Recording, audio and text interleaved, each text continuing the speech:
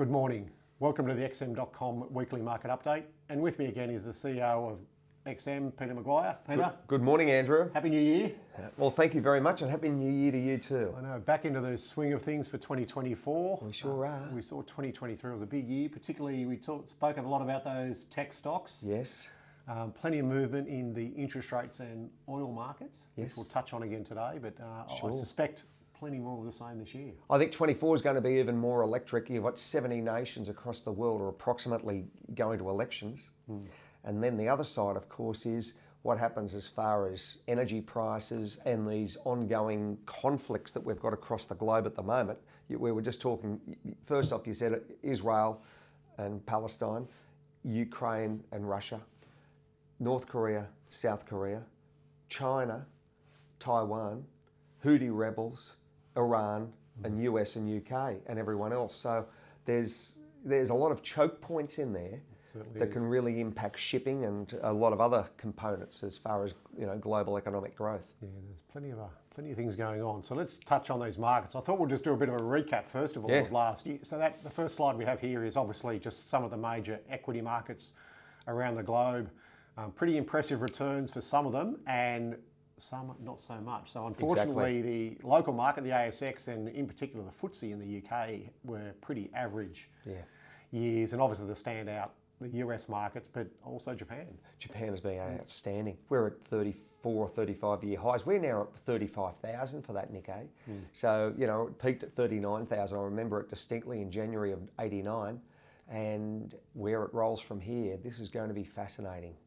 Again, does that momentum stay? Does Bank of Japan take some action as far as interest rates from negative to, creep it up a little bit? What happens to the yen? How does this all impact Japan? So strap yourself in. Yeah, and I think some of those numbers there, particularly if you look at the 5-year numbers, it's the beauty of patience and longevity. Yes. Absolutely. Well, you keep on saying it. You can't argue with the numbers. Have a look at the Nasdaq. I mean, it screams at you.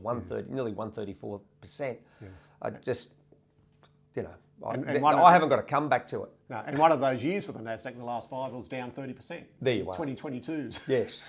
But impressive, not to say the least. So once again, we looked at the interest rate markets last year, where there was a huge amount of activity and some big movements in the interest rate markets, which you don't normally see, or we haven't seen for a long period of time because they've been pretty much close to zero. But they've come off quite a bit in the last month, which is not surprising going on the talk coming out of the US. But interestingly there, that 2-year bond is pretty much where it started. A year ago. Yes. So it's... And so when, and this is what traders need to be conscious of, and we've discussed these little tips. Lay your charts over each other. Have your numerous screens open. Look where your technicals are. Look where your interest rate policy is, and naturally 2-year or the 10-year. But as you've said that, Andrew, I mean, we've seen dramatic moves where you saw that 2-year go scream from, mid-January all the way through to the end of March. Absolutely screamed, then fell off a cliff with that US bank saga. Yes. And then all of a sudden, and that impacted the currencies. And you've seen huge swings, and that's what our traders trade. We've got over 10 million trading currencies. Yeah, so there's definitely a market there to trade as well. Oh. Once again, a bit of a wrap of the currency market. So just a visual which really sums it up very well, actually. So this is how the major currencies performed in 2023. Yeah, well, there you are. I mean, the Turkish lira got crushed from naturally inflation, and the Russian ruble and the yen. Have a look at that, down 7%, those three. And then you've got all the way to the top, the good old Mexican peso. That's where the Aussie peso hasn't done much, but the Mexican nearly up 15%, and the Swiss franc gold backed nearly up 10%. US dollar index, as you mentioned, 2% off. And you've seen those huge moves all year, and it just demonstrates again, what the opportunities are. 24/5 every day of the week it trades. Yeah. Business day, that is. Yeah, particularly for those professional traders. So, oh yeah. Last week we had the CPI numbers coming out of the US, slightly higher than they were anticipating, only just, but it's hanging in around that 3% mark. So obviously they want to get it lower, but that may have some impact onto where the supposed rate cuts will begin. Well, that's right. Andrew, a couple of things. First off, there was the FOMO. October, November, December, fear of missing out. Certainly November, December, it just went ballistic. And everyone was saying from an investor standpoint, oh, we're going to see 5 rate cuts, 150 basis points, it's baked in. And then you've seen the likes of Fed President Goolsbee and saying, well, no, that's not the case. We've all got an opinion here. Good for the traders to have an opinion and all the hedge funds and everyone like that. But there is the central bank and they've got a differing view. So is it March takeoff or as far as blast off for a rate cut? Is it April? Is it May? And these are all factors that are going to greatly impact currencies, bond rates, certainly commodities like gold and equity markets. Yeah, and I think 150 basis points this year in the US seems very aggressive. Well, yeah, I mean, and that's what the traders want. Yeah, I know what they want. But well, that's right. We discuss it every week. You scratch your head going, well, who's making these calls? But I think if inflation sticks around 3%, you're not going to get 150 basis points, I don't think so. I don't think so either. No, so. What the frightening aspect is, if you were to see geopolitics ratchet up and really cause choke points through the Suez Canal, so ships have got to go around the Cape, the Horn, then you've got the next part as far as what goes on so they don't go through the Suez Canal. What happens as far as energy prices, and they could go sky high. That's, you're not going to see rate cuts. No, not at all. So, interesting times.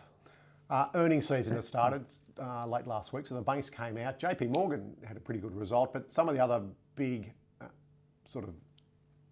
Yeah, the monsters. Yeah, like your Bank of America's, Wells Fargo, etc. Their results... Disappointing. They were disappointing, yes, considering how well they performed last year. Exactly. So, but once again, I think it'll be interesting. I think we've been talking about these earnings seasons for 12 months now, of saying when's it going to crack? And it hasn't really cracked yet. So you've got to be fair. The market last year performed very well. So, but it'll be interesting to see how we go over the next couple of weeks. Well, that's right. Yeah, as you've said, also at the tail end, traditionally at the earnings season, are the big monsters come out as far as tech. So when they report, so yeah, we've got to see how they did over that last quarter. Yeah, oil, another crazy market in the last 12 months. So it's come off quite a bit again in the last sort of 2 months. We've talked about Russia, the Saudis cutting production. The US is pretty much doing the opposite. Really ramping up their production. Absolutely. And I think there's a demand issue as well, particularly out of China, where there's just not the demand for oil at the moment, hence the much lower prices. Well, there's that side of it, of course, and what action OPEC Plus are going to take. Are they going to sit on their hands at these sort of prices? Are they going to try and drive it lower to really crucify the Yanks? Or are they going to say, well, right, maybe we go the other way and cut production? If we can't manipulate price, or maybe not manipulate's the right word, but if we can't get price higher, then we've got to take some action, and that would be cut production. Exactly. So, and if we look at those prices now, the Brent's around that sort of $78 mark. So, but once again, the charts tells a story. That's only a 1 year chart. That's right. It's come off significantly since October last year. Yes. But once again, a nice trader's market. Yeah, I mean, everyone was short, and and I'm questioned as far as from media what's going on with crude, and at the moment it's just it's a holding pattern. You've just got to see what breaks. Does demand break? Does supply break?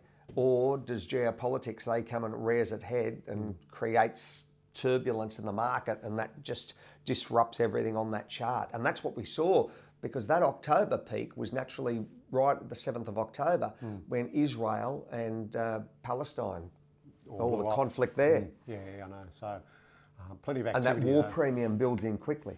It does, yeah. And it dissipates quickly. Yeah, that's right, and that's exactly what happened. So I guess all eyes are on the Red Sea at the moment as to what happens there in that shipping channel. But time will tell. But plenty of activity. Big start to the year. Another big year ahead of us. And as you say, plenty of elections, and obviously, particularly in the US. Well, yeah, you're, the 6th of November and the Iowa caucus, that's probably happening right now with Trump and Nikki Haley. So how is Trump going to be the man? And by the looks of it, it's a shoe-in there, and that momentum sweeping across. Is Biden the man that's going to lead the Democrat Party all the way through, or are they going to have to get rid of him? And you would think, being a betting man, you'd have to get rid of him. Yeah, it's a big risk though, isn't it? Yeah, well, this is right. He's got no support. Yeah. So if you've got no support, do you take that man forward, or do you have to change batter? And the new batter? Batter up. Can they compete against Trump? That's Kamala Harris. Yeah, I know, which is probably the big question mark. Well, that's right. And then you say, well, is she the person, or do you? Yeah. So they got their hands full. Yeah, they certainly have. So it's going to be a big year for sure. But we'll keep an eye on things. Well, we're going to cover it every week. I'm looking forward to that. That's right, for sure. So plenty of activity. We'll keep an eye on, obviously, oil at the moment, those geopolitical events and earnings season is probably the big ones at the moment. We've got a few big numbers out later this week. We've got the China GDP numbers, we've got a few Japan, CPI, we've got our numbers as far as unemployment. You've got what's going on with UK. Are they in recession? How deep is that going to be? And what their policies going forward as far as rate cuts? Yep. Oh yeah, it's a big week. Plenty going on. And last night the markets were shut, but that was Martin Luther, so there was no news there. So it's a short trading week as far as US markets. Yeah, for sure.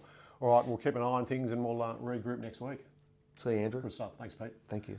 And that's the xm.com weekly market update.